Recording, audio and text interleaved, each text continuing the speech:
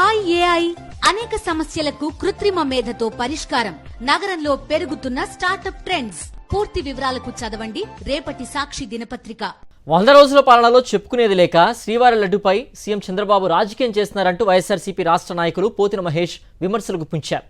పథకాలు హామీల గురించి ప్రజలు ప్రశ్నిస్తారనే భయంతోనే శ్రీవారి ప్రసాదంపై విమర్శలు చేస్తున్నారని మండిపడ్డారు. జూలైలోనే రిపోర్టులు వస్తే సెప్టెంబర్లో ఎందుకు బయటపెట్టినట్లంటూ ప్రశ్నించారు.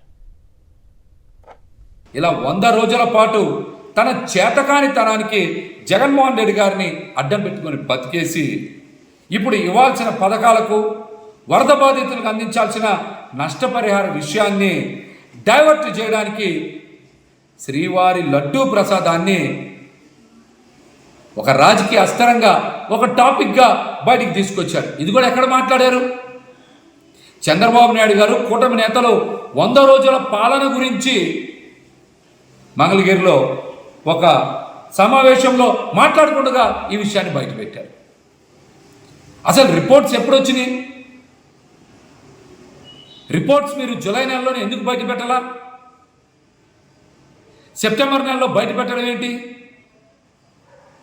ఇప్పటి వరకు రిపోర్ట్స్ని దాచిపెట్టడానికి కారణాలు ఏంటో కూడా చంద్రబాబు నాయుడు గారు రాష్ట్రంలోనే కాదు ప్రపంచంలో ఉండేటువంటి వెంకన్న స్వామి భక్తులకు సమాధానం చెప్పాలి.